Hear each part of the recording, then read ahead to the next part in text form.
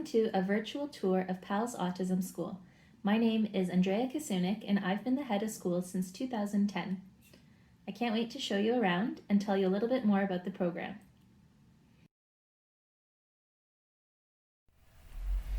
PALS was started in 2007 by a group of moms who wanted a more individualized and inclusive school program for their children with autism.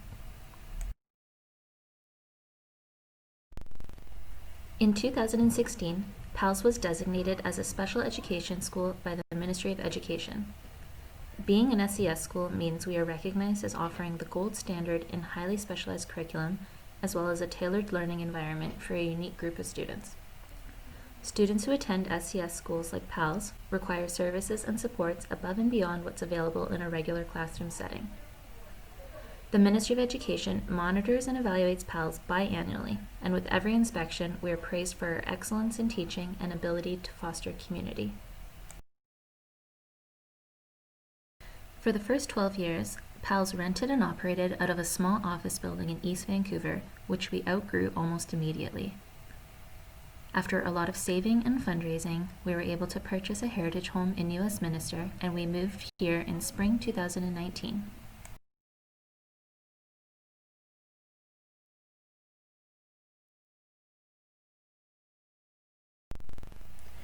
With our forever home secured, we'll be able to grow to approximately 28 students in the coming years.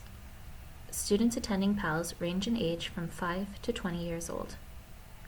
We receive operating funds and special education grants from the Ministry of Education, in addition to the tuition families pay. Families are also required to pay a mandatory intense behavior intervention fee. However, they're welcome to use their autism funding to cover this extra cost.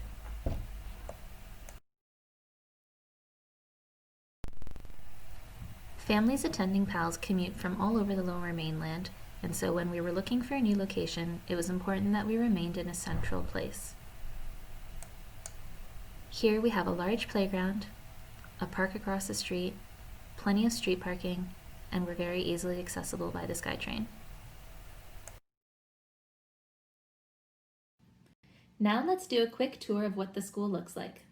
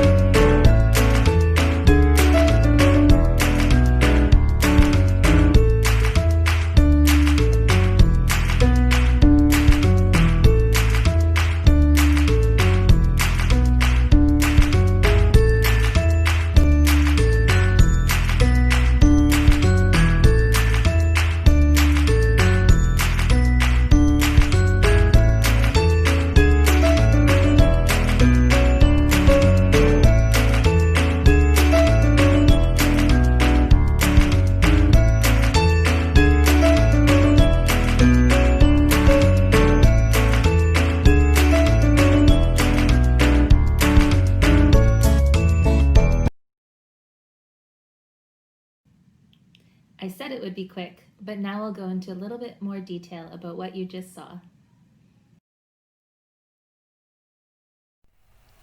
Rather than grouping the students according to grades, we have 5 student categories based on levels of independence within a classroom. This results in cohesive groupings made up of peers who have similar strengths and similar needs.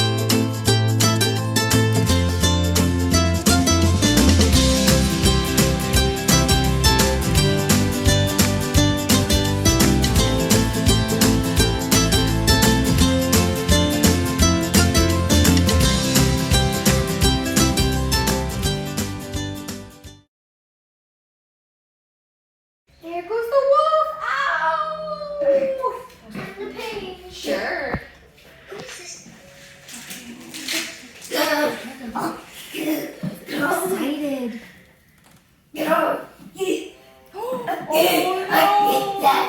Excited. The wolf is...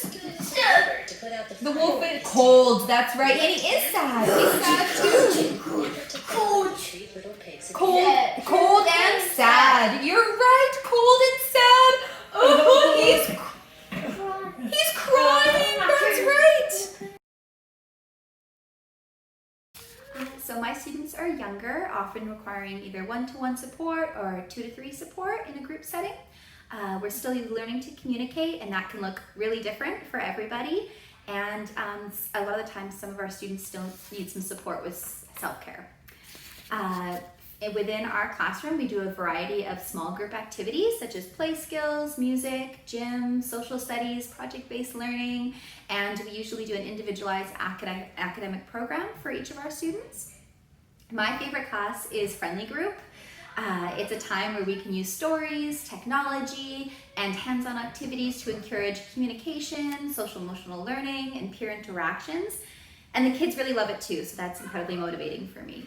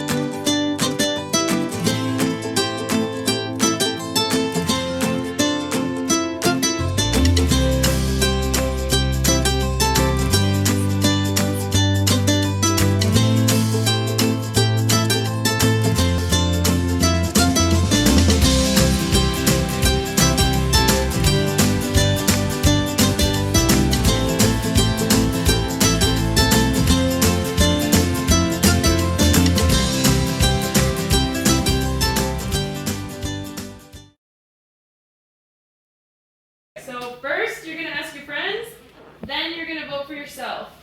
Then we're going to decide what we're choosing. So let's look at our adventure today. So dear team, who's on the team? Douglas, you're on the team. Who else? Yes, Terrence? I do. Yeah, the 3 of you are on a team and you're working together to save some tigers. So let's read the message. So check, are your eyes up at the board? Nice, good job. Dear team, we are desperate for your help. So the students in my classroom are the most independent. Some have a ratio of 4 to 1, some are 3 to 1.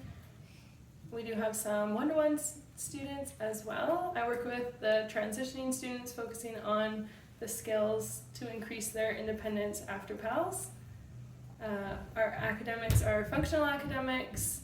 We work on reading community signs, doing prepositions, being able to follow verbal instructions, money skills, transiting skills. We focus a lot on life skills in my classroom. So this could be cooking themselves a simple meal, writing a grocery list, going to the grocery store. It could be hygiene, like showering and washing their hair. We also worked on going to the gym and being able to access their community recreational sites. So being able to do bicep curls and a variety of ab exercises. In my classroom, we do a lot of fun leisure skills. So it could be playing Minecraft on the iPad. It could be playing Rock Band on the Xbox. We do a variety of music activities. So music class, we play boomwhackers, which is a type of instrument. We do a lot of communication and encourage the students to interact in games. I love teaching my students in my classroom. They continuously surprise me. They keep me on my toes. They're always teaching me new things, and they just add so much to my day.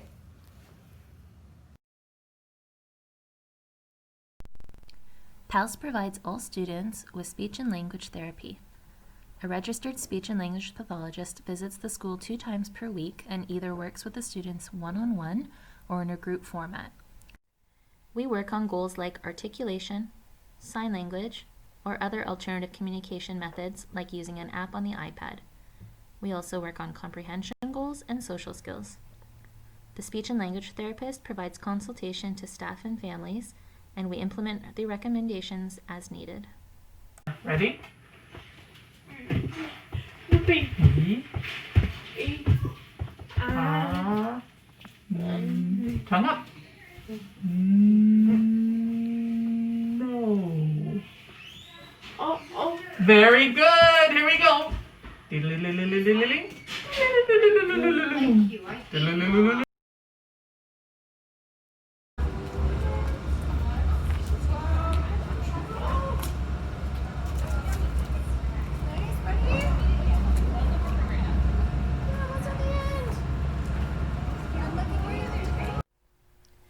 PALS also works closely with an occupational therapist who visits the school 2 times per month.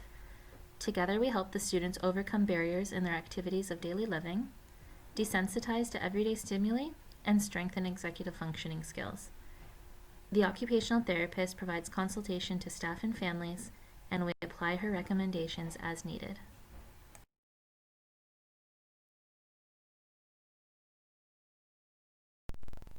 At PALS, we follow a modified and adaptive BC curriculum. We assess the students to meet them where they're currently performing and then give them the tools to rise above. We focus on functional academics, teaching what's important to learn for the students to use outside of school and beyond.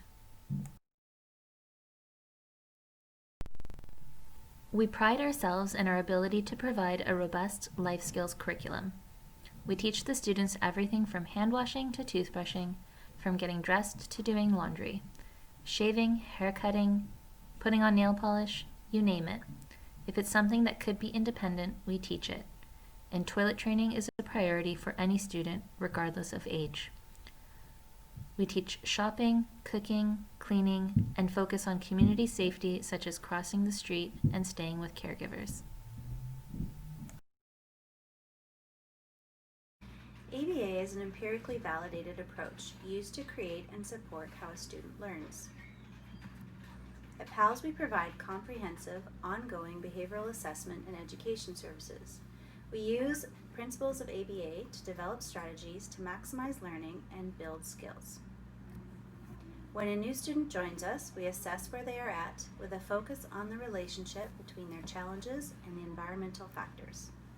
We analyze how they learn, what works, and what doesn't, and we collaboratively develop an individualized education plan that develops their skills with a focus on what's important to the family.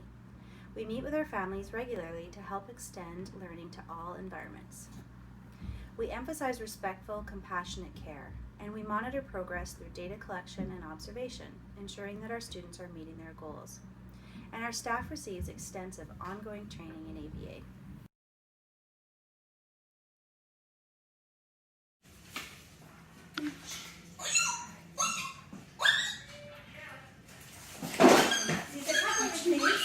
Match. Right? Put your head. That's your head. Head scratcher goes on head. I can get it there. Let's try again. Match. Good job. Nice work. Okay. Your turn. Good job. All three? Oh, I don't know if it's gonna stay. Nice. Oh no! Sometimes, what size reaction is dangerous? Big reaction. You're right, a big reaction. What about if you forgot your lunch at home? Or ask for help. What am I going to do next? Small reaction. Yeah, it's a good reaction. That's what they can do. Each student, regardless of which level they are in, receive 1.5 hours of intensive one-on-one teaching per day. This is a time where we focus on skills that are maybe not suitable for group instruction or goals that are unique just to them. We practice these goals with a lot of repetition and a lot of reinforcement, and then we work to fade out any built-in prompts and reinforcement. Each program has a task objective form, which describes what our goal is, how we're going to teach it, and when we know if it's mastered. These are accompanied by a task analysis, which is a breakdown of the goal. This could be a number of steps or a number of targets. And then we have data collection sheets that allow us to see progress. We ensure that we are teaching to generalization, which means using new pictures, new stimuli, new people, and new environments, and then mastery, ensuring that the student can retain the information over a longer period of time. Along with increasing skills that we want to see happening more, we also have behavior intervention plans in place to decrease challenging and disruptive classroom behaviors. We'll conduct a functional behavior assessment and determine why a student engages in unexpected behavior, and then teach them alternative pro-social behaviors to use instead. We want to make sure students are able to still get their needs met, just in a safer, friendlier way that doesn't impact their ability to be in the classroom and the community. We record and graph data for analysis purposes, making changes when the desired effect isn't observed. One of the unique features of PALS is that we're a year-round program. We break for 2 weeks for Christmas holidays, 1 week for March break, typically 1 week at the beginning of July and 2 weeks at the end of August. That leaves a nice 6 to 7 week chunk in the summer where we can do really fun things that make it feel like summer camp rather than summer school. We'll do swimming lessons, field trips, art therapy, music therapy, science experiments, and sports days. It's a fun time for both students and staff. During the school year, we aim to go on a field trip every 2 to 3 months in order for the students to generalize the skills that they've learned in the classroom to other environments in fun and positive ways. Aside from generalizing skills, we also aim to give the students opportunities they may not have otherwise, such as learning to ski or going to a theater performance.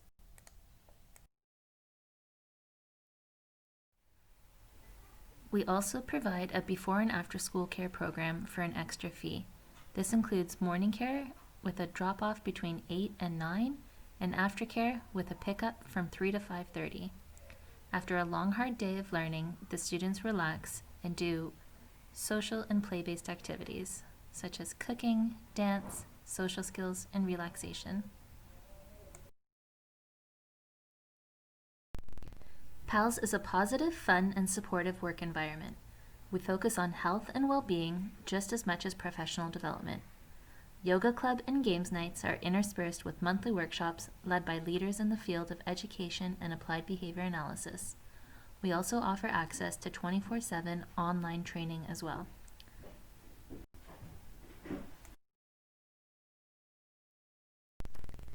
As a registered nonprofit charity, PALS Autism Society must fundraise over $400,000 per year to fill the gap between tuition and government funding so we can continue to operate, offering student bursaries, individualized therapies, and the highest quality of educational programming. This involves everything from bake sales to grant writing, as well as an annual world-class gala evening. We are truly grateful for the generosity of our donors and volunteers who help us bring our vision to life and support us in fulfilling our mission. That is, to be a sustainable model learning environment that supports the needs of individuals with autism, providing them with year-round, scientifically validated educational programs that are designed to encourage individual growth and personal achievement. Without our donors, we wouldn't be able to do this.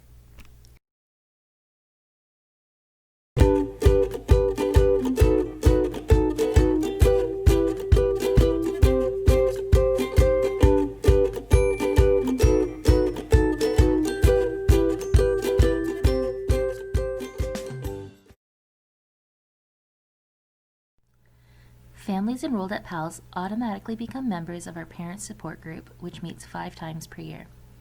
At these meetings, families receive updates on happenings at the school, discuss classroom fundraisers, and get much needed social and emotional support from other families with similar lived experiences. Families are required to volunteer between 20 to 30 hours per year, which is a great way to become involved in classroom activities. Parent-teacher meetings are available once per month, and we're required to meet each fall to set IEP goals and have the opportunity to review these as needed. Families are encouraged to take advantage of 24/7 virtual parent training available on 2 different platforms. Members of the PALS community can find all the information they need at their fingertips using our school mobile app called PALS in Touch. On PALS in Touch, you can find access to the calendar, policies, forms, and more. As a parent, you can easily access digital copies of report cards, IEPs, and BIPs, which you can pull up at your convenience to show other consultants or doctors, for example. On the app, we do daily screening of health and safety information for COVID-19 protocols, and most importantly, there's a daily chat between home and school where families have the option to give information about how the evening was or perhaps the morning, and then every day the school staff report home on successes, challenges, and reminders.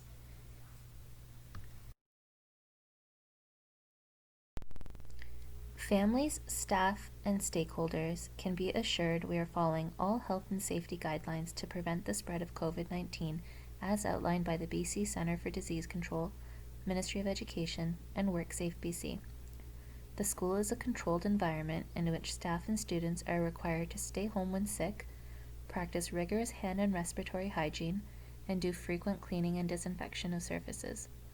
No visitors are allowed on site unless they are deemed essential, and then a mask is mandatory while they're on the premises. As PALS is an essential service providing care to a vulnerable population, we will remain open to in-person learning for as long as provincial health orders and the Ministry of Education allow. If we are required to return to more restrictive capacities, we are ready to pivot back to providing excellent, innovative, and engaging remote learning practices. You can read all about our pandemic planning in the 40-page restart plan found on our website. Thanks for following along, and I hope you enjoyed the tour. I'd be happy to answer any questions and get to know you a little bit more through either a phone call, a Zoom chat, or an email. You can get a hold of me with the information on the following slide. Until then, bye!